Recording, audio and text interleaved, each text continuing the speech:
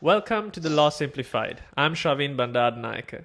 Today we have a very special guest. We have Heena Sondhi, who has achieved an extraordinary achievement, which is to get a first-class LLB degree. And much like many others in this particular series of the first class, we have her with us today to speak to you about what insight that she can give you in achieving not just passing but also acing your examinations. So first and foremost, Heena, congratulations on your achievement. Job well done. Thank It's you. quite an achievement. How Thank you, does it Shavin. feel getting a first class in your Bachelor of Laws degree? Well, it's as you said, it's quite an achievement, and I am extremely happy. So I have been still celebrating as we go on. It's been nearly 2 months, but the excitement is just still there. Of course. Just so that we have a bit of context for the viewers of this channel and anyone who's watching this video as well. Tell us a little bit about you and what made you decide on pursuing a degree and a career in law, and just about Heena, basically. Okay, so well, as you mentioned, my name is Heena, and I've started after high school thinking about law. I've done A levels in law, so I thought it was the right decision. I had to think very carefully because it was a life decisions, and it took me quite a long time. I had to take gap years after high school and then decide where to move and where to start my degree. So UK was the best decision for me, and I think Birmingham City University, that's from where I've graduated, it turned out to be an excellent location. Okay, perfect. So we'll get into the university and your degree specifically a bit later. But just to get into your sort of the side of why exactly you're part of this whole fraternity, you want to get into the fraternity. What exactly are your aspirations at this point? So you've gotten a first class LLB. What's next for Heena? Well, I think because I wanted to become a solicitor, for me it's very important to complete my LPC. So I will be soon starting it the beginning of next year. And as soon as I've completed my LPC, I'll be moving into the LLM in international law.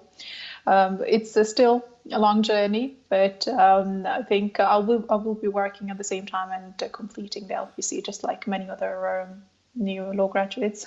Right, okay. Well, the longest journeys always start with a single step, right? So you have to Yes, start that's somewhere. correct. So, am I to presume then that you've been working while you were Oh, studying for yes. LLB as well? So you were doing this part-time, I suppose. It was part-time, but I have been working long hours because I wanted to gain as much experience as possible in my field. So whatever the opportunity was there, I have taken it, gone ahead, and so it was part-time, holidays, sacrificed. There was a lot. It's also because I enjoyed it. I enjoyed law so much that I wanted to learn as quickly Oh, as possible. absolutely. I think it's a fascinating subject, and a lot of people It think is. so as well. Who would you say? Because in most cases, at least from my experience to talking to a lot of students, usually either there is a background in law that they have in terms of their family or friends, but very Yeah. rarely do you have people who just jump into this. Is there a particular person or an entity that inspired you to reach certain goals in terms of your chosen career? Well, I am the first female graduate in my father's family line, so Wow. there wasn't any lawyers or any graduates And a as first such. class at that as well.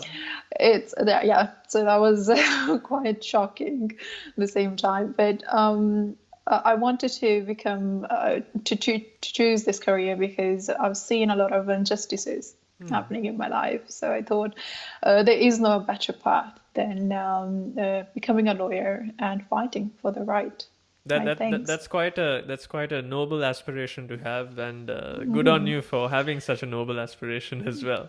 Um, just so that we can, I think the audience also is now aware of who you are and where you're coming from. So Yeah. just to get into the nitty gritties as well, in terms of your LLB, Obviously, I think it would have been doubly difficult for you since you were working, so you were trying to juggle Yeah. time as well. And Mm. what's I think most important and what's most puzzling to many students is how exactly do you really schedule yourself and how do you study? Um, what sort of process of preparation did you have? Okay, so yes, it was a very, very busy schedule for me. I think 4 years have gone very fast, and they were the most hectic, stressful years at the same time. So as I was nearly working about 30 to 35 hours, and Wow. I was also studying full time. So I don't think I've had time for myself or for any other enjoyments. So you'd have to be prepared from the beginning of your first day, as soon as you start your degree. Be prepared. There's going to be a lot of commitment, and if you are you do want to achieve this, you do want to become a solicitor or a barrister, and you've made up your mind. I think you'll have to put your Fridays, your Saturdays, your weekends, and it's very important that you listen to lectures carefully if you are working just the way I was working nearly full time. Record your lectures if it's allowed. Listen to them whenever you have your break between one lectures to the others. Discuss it with your classmates or the students, and listen to YouTube lessons. That's also a very good idea. And there were other students previously that didn't have access to. I think we live in a modern world now that you can just check any blogs, any YouTube channels, and gain access to any case. So you just I think learn you brought about it. up a good point as well. Just on that note, besides the support that you usually would get from a university, and perhaps there are certain degrees where you don't have access to a university since you are learning by way of distance learning. There are a lot of students who Yes. study that way as well.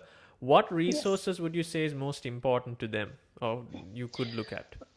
Okay, so if they have already enrolled into the LLB, LexisNexis, it's a very good online library. So pretty much everything is available from journals, articles, and books. It was very, very useful for me myself. I don't think I've spent much time in the library looking for books or paper journals when everything was available there. So it's I think also your lecturers are a very good point. You can contact them through email. I don't think I've had much eye to eye or personal contacts because they are busy, and you've got a busy schedule. So just email them and see what kind of help do you need. Are there any unclear points in lectures that you come out and thought, what was that? I have not understood anything. So I made sure that I kept contact with my lecturers, tutors, seminar tutors. It's they're all available there. Okay, brilliant. So if from all of those things that you sort of leverage to achieve that goal of yours, what would you say is like the most important, the fundamental thing that drove you to achieving a first class from everything that you had at your disposal? It's mainly the passion. I think if you are very, very passionate about this subject, you won't feel like you are studying it, but you are working on your dream pretty much. So try to make your schedule work, and you will find the time. I think, as I said, I didn't have much time to revise, look over my notes every day. So recordings were the best thing to keep in your phone or just your laptop. And in my small little breaks that I had during the day, I would listen to your lecture so that I had it in my head all the time. And by the end of the year, when you have to revise for the exams, you don't have to go crazy and look over your notes and books and slides when you have already listened to lectures and the cases have remained in your head. I think that's quite a good insight actually. So what you've been doing is you've basically recorded your lectures, and Yes. then you've sort of ingested them in certain pockets of information, so that rather than taking everything in one bulk, you were slowly Yeah. taking it on. I think that's quite an interesting insight actually.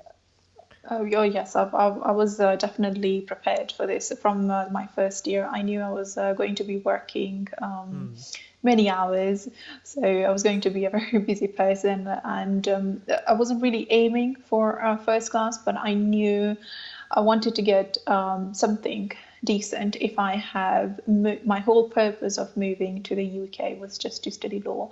So there would be it would be quite an injustice to myself if I didn't pay all my energies and time to this degree. No, absolutely. It's quite clear that you've put all your effort into this. So I think focus is something that's mainly required, and that's something you have as well. So that's a credit to you.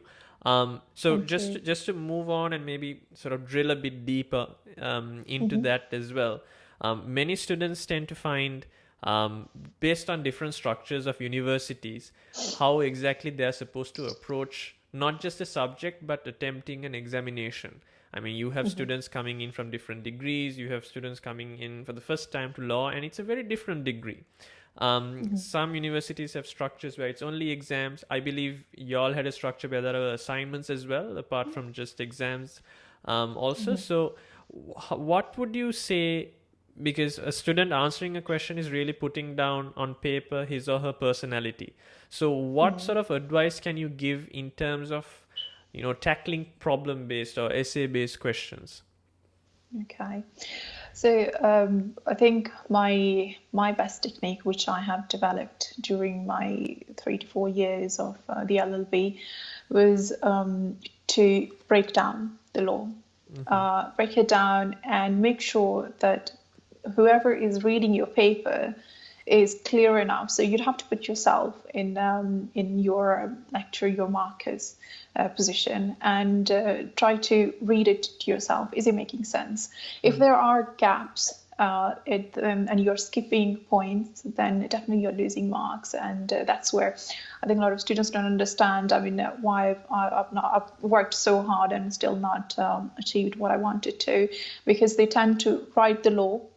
It's a good thing that you know the law, but the whole point of studying the law is to apply it to the problem question, and to explain it, criticize it, and do give your opinions. It doesn't have to be too long, but mention that it's not what you just read and copied and pasted into your assignments or your exam answers, but you have analyzed it and you've understood what you've been researching. So in essence, what you're suggesting is to be argumentative as well. Don't just narrate, educate, so Yes. to speak, through your I think yes, response. and that's where the structure will come. So as you are writing the law, you are applying it at the same time, and you are criticizing it. You are telling what is the current law and what has been abolished. So sometimes it's best to point out what is not there anymore, because some lecturers do like it when you mention these little things, and I personally enjoy a lot researching into points as to why a case has just been struck out and why there is an authority which is still ongoing. So Brilliant. I guess I think that's a I think technique. that's a good insight on its own as well. That how you have to get into the mind of the examiner as well. He or she knows the law. You don't have to narrate it once again. It's your conviction and your opinion that will actually Yes, drive the because conversation. probably they just want to know the new part of because they've been reading papers, I think, so they just want something exceptional and new. No, that's quite true. Just to go Yeah. along that line as well. Obviously, every LLB has mandatory subjects as well as electives or optional subjects. From everything that you sat for, all the examinations, which was your favorite in terms of not just ease, but you really enjoyed that particular subject versus what was the hardest subject that you took up? So the subject that I enjoyed the most was the most difficult for me as well. It was intellectual property. Oh, IP. So Okay. yes, in IP was it's a very modern law area that we are still there are not many resources available at the moment. So researching and studying the law itself was quite a challenge for myself, but this is what I wanted to get into, and that's my whole aim after the LPC, just to specialize in IP. So that was the most challenging module, but at the same time very enjoyable, because you're learning about trademarks, copyright, and we live in a modern world, so we have to learn about it. Of course. And the most challenging subject was equity and trust and land law. They were quite hard, stressful, but I was surprised myself. I've achieved a first class in those modules, because I was spending day and night researching. But still, you do find a way, because I wasn't enjoying it at the same time. This is it's quite interesting that from, I guess, about 80 to 90% of students, the answer to that question appears to be the same thing. It's either equity and trust and land, or both. So I think this is something that's across the board, maybe because it's not necessarily land, but at least equity and trust is not essentially relatable on a day-to-day basis. It's not like commercial or contract law. Yeah, but that's quite interesting. I've noticed it was a mixture of property, wills, and a lot of things coming together. So you had to keep up with just a lot of authorities and acts of parliament and cases. So just be prepared. It's not rocket science, but you will come out of it. So what advice can you give to, obviously you have selected based on, you've already planned out, okay, I'm going to go into this area, I'm going to pursue a postgraduate in this particular field. What advice can you give to a fellow student in their selection process? Besides that, like, you have a variety of optional subjects, right? So what advice can you give them? I think the best decision to make is in the beginning of your degree. Although you're very young, you're not too sure how the degree will progress. Yeah. And I have been in a position where I have selected some modules and then made a completely different decision, say my second or third year. So my first year options were American law. I was very passionate about learning different areas of American or whether Canadian. Okay. But I think every student, if they have made up their mind as to what they'll be doing after their degree, then to select modules according to that. So if you're going into criminal law, choose criminal law options. If you're going into international, then try to choose as many international modules as possible. But you will notice that during your degree, your mind will change. You will learn a lot of things. You will meet other employers. You will do your work experience and find out that, no, this is not what I wanted to do. So try to get experience, meet other solicitors, barristers, attend other employers' events as much as you can, because that's from where you will find out what exactly you want to do. Okay, brilliant. I think that's a lot of information, a lot of things that we covered. Just to sort of outline and sort of cap our session, our interview, we've been looking at situations in which your insight is valuable to someone who is currently in an LLB, in a Bachelor of Laws degree. Maybe they're about to sit for their examinations. Maybe they just started, they feel overwhelmed. So your insight will guide them for sure. But what message rather can you give or you want to give to a prospective student? Someone who is there, he or she isn't sure exactly, should I do law? Should I do something else? What sort of advice would you give to a prospective student? What would you like to say to them? Okay, so it's a very challenging, very, very challenging area of study. And if you are making a random choice, then I would say think twice, because you will come at a point where you will think, do I really want to do this? Have I just spent 2-3 years doing something that I never wanted to do or liked? I have seen some students who have gone on to do law on because of their parents or because they didn't know what to do, and then end up doing something else completely in life.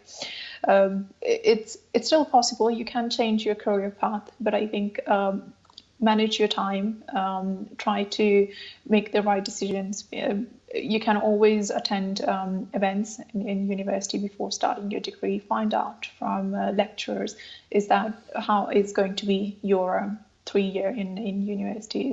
Is that what you want to do, or do you have any solicitors or barristers in your family that have done this? Speak to them, try to find out whether they enjoy their own job, because the real life it is very different. Yeah. It's very different from what university. It's mainly theory as to what you are learning, and when you do go on to the actual job, you will be expected to get on and start applying what you have learned. It's also going to be very challenging from moving from your graduation to finding a job and getting experience. It's not an easy area. There are many other areas where jobs are available straight away. You tend to just go ahead as soon as you're coming out. Whereas with law, you'd have to be very, very exceptional to find what you do really want to do. And there is going to be a lot of struggle. So don't put yourself down because you think you have seen a lot of law students struggling, but that's not the case. I think if you do put your 100%, there is going to be a lot for you. Perfect. I think that's a good note to end on as well, because you have given both insight as well as forewarning for anyone who's just thinking of jumping into it. Thanks ever so much, Heena. I know the viewers would really appreciate it. And if any of you have questions for Heena as well, make sure you leave a comment down below on this video, and she will reach out to you on those comments as well. But until the next time that we meet, have fun, stay safe, and as always, obey the law. Thanks a lot for watching this video. If you would like to take your grade from a pass to an ace, make sure you get in touch through the links in the description below.